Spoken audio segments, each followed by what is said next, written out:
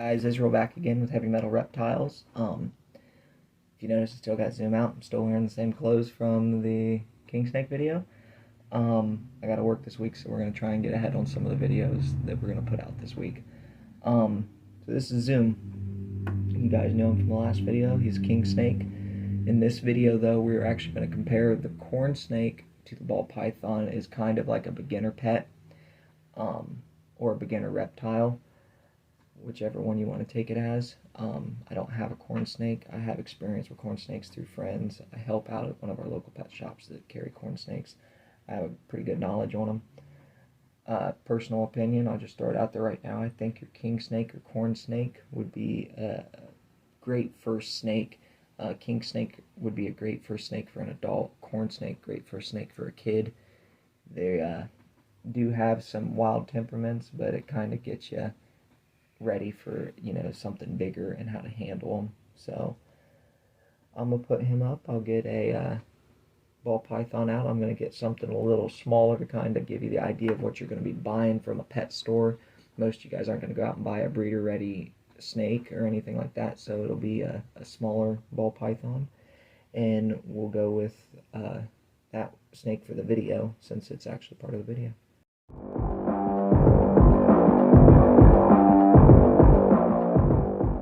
Alright, so this is my male pied ball python. One cool thing with ball pythons is you got a lot of different colors and things that they come in. King snakes, there's some morphs. I just think these guys give you a little bit better of a color scheme, obviously, because the hobby's been obsessed with them for whatever reason and made all kinds of crazy stuff. But this is my pied ball. He was my dream snake. I always wanted a pied. I wanted a high white. I got a low white. Still happy. He's going to go into breeding. So hopefully he'll produce me a high white baby to set back for myself. His name's Firestorm. He's my dude. Love him to death. So the king snake I had out at the beginning of the video, if you compare the sizes that he was compared to this one, if you can see, he's about the thickness already of the king snake, or Zoom. Zoom, I'm guessing, is like between 2 and 4 years old. I'm not really for sure. The guy didn't really tell us when we bought him. I just knew I wanted him. He was cool. This guy's almost as thick as Zoom is now. So for ball pythons, your males, you're talking 3 to 4 feet long, and your females are 5 to 6 feet long. Obviously, that's just kind of like a ballpark. Your males can get bigger. They've been seen up to 6 foot. There's some in captivity. I know a guy that has a 6 foot male. So it is possible, just on average.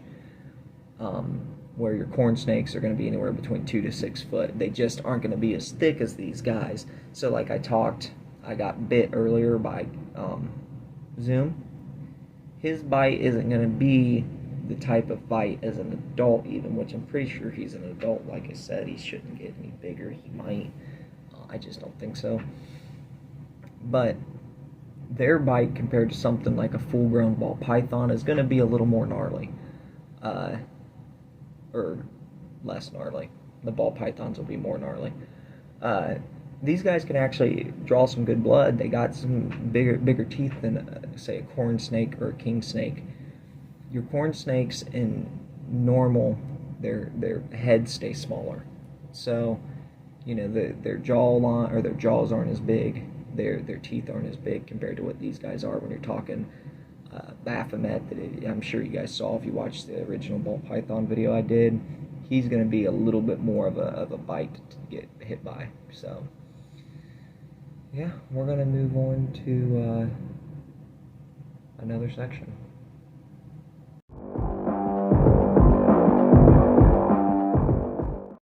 So, kind of visual differences with these guys. Your ball python is going to have a diamond-shaped head with a thicker body, where your colubrids, your corn snakes, your king snakes are going to have a thinner head with a thinner body.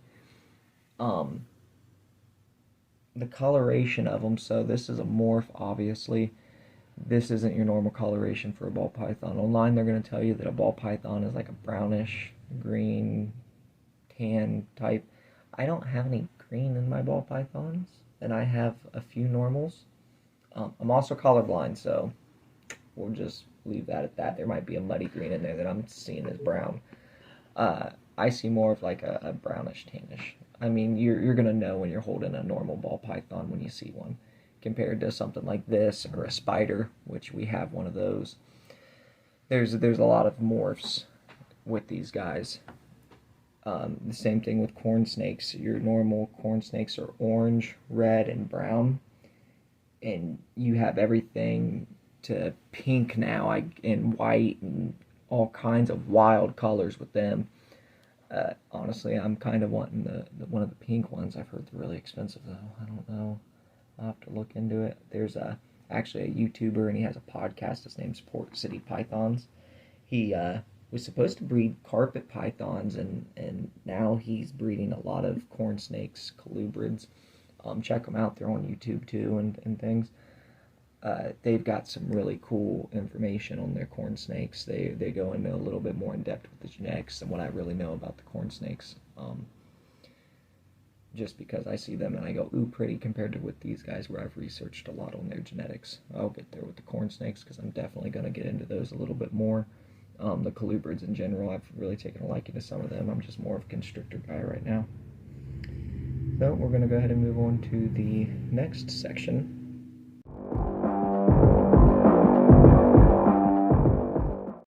So we're going to move on to cages and husbandry. So kind of a rule of thumb with me as far as ball pythons go, I don't put my ball pythons in an enclosure that they cannot fully stretch out from wall to wall in long ways. Obviously wide, I never expect that. But so Baphomet's 4 foot, his enclosure is about 4 foot, and I actually think he's a little under 4 foot, so he's got even a little wiggle room. That's just kind of a rule of thumb for me. Some people tell you that a full-grown ball python needs a 50 to 100 gallon enclosure. Sure, if you want to spend that kind of money, a lot of the enthusiasts will tell you that they need smaller enclosures because they need to feel safe. Well, in the wild, that's a really big enclosure. I mean, kind of point blank. You give them what they need. As far as with ball pythons, you need a lot of clutter. Leaves, vines, trees, anything for them to kind of move under and make themselves feel more safe, along with a warm and cold hide. I know some people don't use a warm and cold hide. That's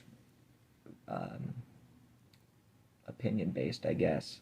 As long as your ball python is thriving, I always say that your snake should be thriving, not surviving in captivity. So as long as your ball python's doing good and you don't see any signs of illness or stress, you're doing all right. Corn snakes, they kind of are the same thing. You want to give them enough room to move. You want them to be able to stretch out. That's my rule of thumb pretty much with all snakes. You want them to be able to stretch out, move around, and have plenty of room. My king snake, he's in an about equivalent of a 40-gallon enclosure. I actually keep him in a tub right now, but it's a huge tub, so he can really move around.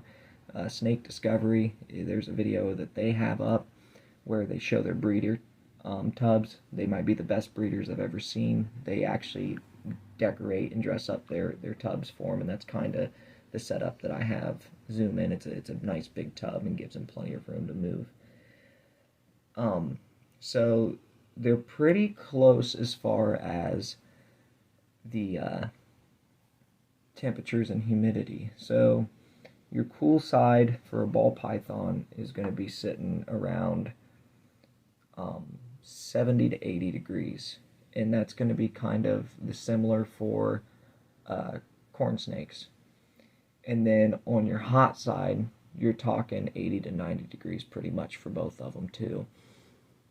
Let it fluctuate. Don't try and set your stuff to 1 and leave it. These guys are used to fluctuation in temperature. In the wild, the sun doesn't say, okay, we got to be 85 degrees all the time because the ball pythons need that or the corn snakes need that. It's all right for it to fluctuate. Just make sure they have ways to thermoregulate. These guys will cool and warm themselves up as needed. Substrate wise, so your corn snakes are going to require no humidity really virtually. You're talking 30 to 50% humidity, and where your ball python requires 50 to 70%. So with your ball python, I personally use a coconut fiber cocoa husk mix, or coconut husk mix. That has been the best that I've come up with so far for these guys. They both hold really well humidity. Kind of once I get it set, I'm set to go. You know, good. I use moss also to regulate these guys' humidity, and I just pack it around their water bowl, and they're set to roll. It kind of keeps everything. You got to play with it a little bit, know how much to put in there, how often you need to spray. For my guys, because of the way I have them set up, I spray once a week, if that. I have all my hydrometers and everything in there, and I regulate them, make sure everything's good.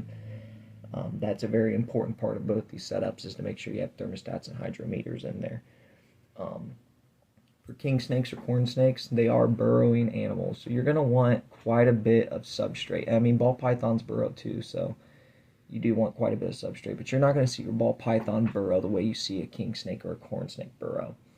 So you're going to want, I think I have 6 inches, roughly 6 to 12 inches of substrate in with Zoom, which he's a king snake. On average, they usually end up a little bit bigger than corn snakes, but they can get to the same size each. So, but I use an aspen bedding. Don't like aspen bedding, but that is the best, I personally think, for them. They hold virtually no humidity. It's really easy to hit that target of the 30 to 50% humidity. And when they burrow, it leaves tunnels, so they actually can go down into the tunnels that they've created. You don't have to use that. Some people use topsoil, just good Reptitopsoil, I think is what it's called, Reptitopsoil, something like that. I know people that use that. There's places that actually sell topsoil for snakes, and it's probably a more natural environment for a corn snake. With corn snakes and king snakes, colubrids, they should have some clutter to their cages. It's not required, not a whole lot. They kind of move a lot, so where these guys are sleeping during the day, corn snakes and king snakes are up, so they're moving. There are some king snakes they've tracked where they've moved up to like 2 miles in a day. For us, it doesn't seem like a lot, but for a guy that slithers around on his belly, that's quite a bit, and I'm sure that there's more now that's been recorded further than that. So you want to make sure they have room to move. Like I said, they don't need a lot of cover. I'd put some stuff in there. That cork wood, I think is what it's called, cork bark, something like that. That's really good for corn snakes. They are I think it's called a boreal, where they like to climb a little bit, so you want to have a little bit of space up top where there are ball pythons out there that will climb. I've seen them, but they don't necessarily require climbing stuff, unless you have a green tree python, emerald green tree python. At that point, you're watching the wrong video. I'd look at something else. And once you're done with that video, message me and let me know if you know where you can find a good one for a good price, because I want one of them too. So I think that might be my next big purchase. Oh, next section. Okay, so we're going to lump 2 sections here together. It's going to be the cost, kind of like the upfront cost of owning each snake, and then your handling and kind of what to expect as far as handling one of these guys. And granted, when it comes to the handling, don't take anything I say for granted. Every snake's different. I got one upstairs I can show you that there's just virtually no handling. So upfront cost with these guys. So this guy here cost me $350. He's a morph. My spider cost me $175. Your morphs, you're talking bigger amounts of money. With a normal, you're talking $50 to probably $70, $80. If you're going through a breeder, you start talking pet stores, you're talking over $100. It's depending on where you're going. I think Petco here in town selling them for $110 right now. Just your normal ball pythons. So personally, I probably find a breeder. Usually the normals are going pretty cheap because you're selling these guys for $300 plus. Corn snakes, you could probably get them through a breeder to $20 to $40. Port City pythons, I talked about them earlier. I know he sells his for like $25 a piece, his normals that he just can't get rid of.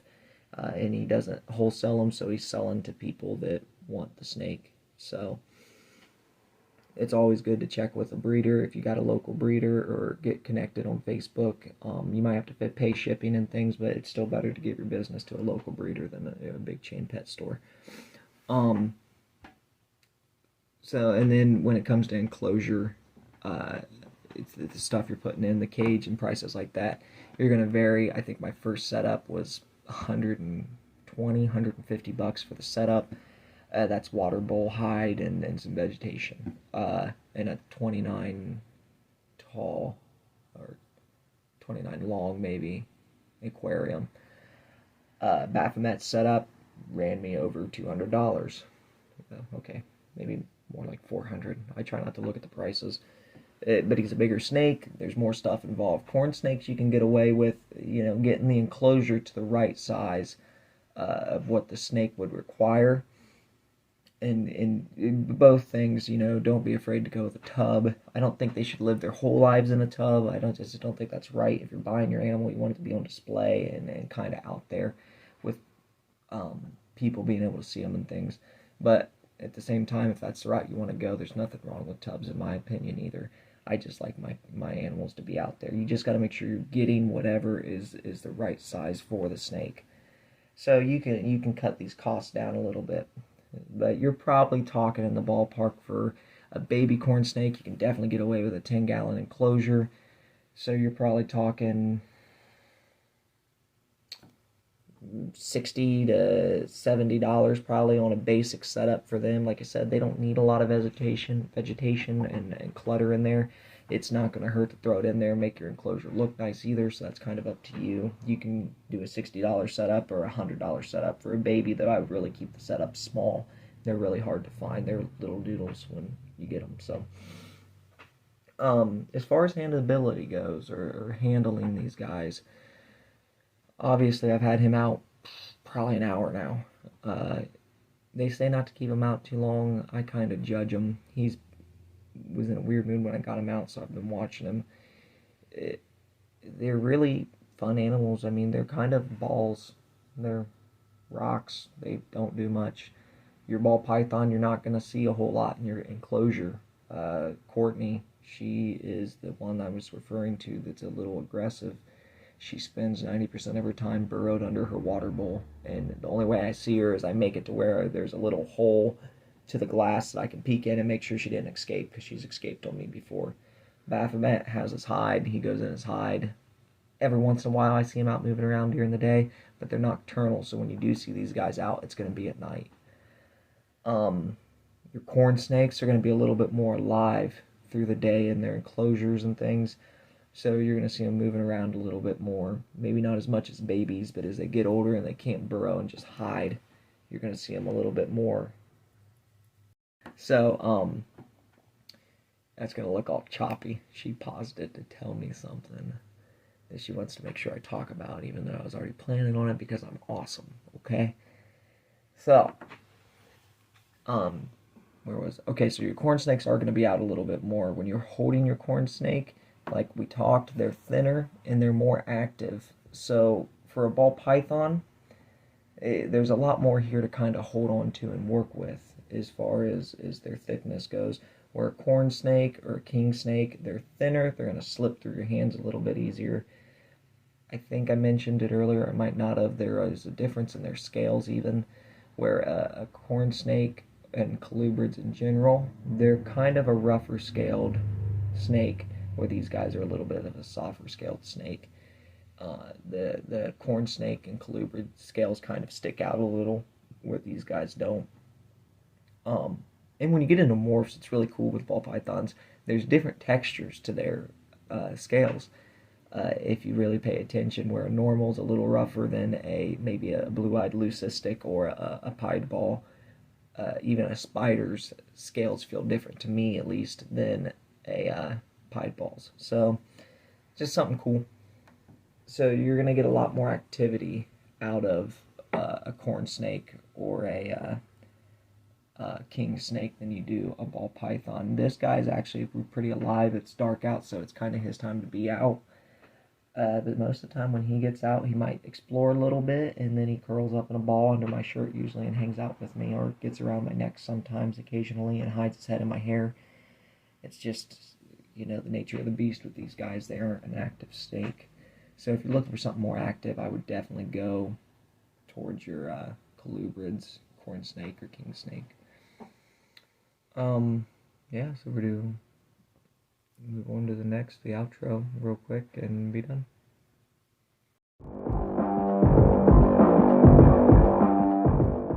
Kind of the outro is when it comes to your first snake or your first reptile, is in comparison to the two, the ball python or a corn snake, I would definitely recommend a corn snake for a younger kid, king snake for more of an adult if it's your first snake. In all, kind of your colubrid, corn snake, king snake are a little bit more durable than a ball python. These guys are going to get sick easier than a king snake or a corn snake. So that's kind of the way I would go. They're going to keep you interested longer too. And like I said, they're a little bit more alive, where they might be a little more nippy than what these guys are. You're definitely got a better chance of getting bit by a corn snake or a king snake, but you got just as good of a chance really to get bit by anything. So, and on top of that, their bites don't hurt like these guys as well. There's definitely going to be a difference in pain there, but nothing to be afraid of. You need to know that getting into snakes. So, like I said in the other video, feel free to reach out if you have any questions. Maybe you're dealing with something as far as maybe an illness or husbandry problems, your snake's not eating, your lizard's acting funny, whatever. Reach out to me if you want, and we can try and help you as best we can. I really want to try and help people out with that stuff. And maybe you have an animal that's kind of too far gone where you don't know if you can help them anymore.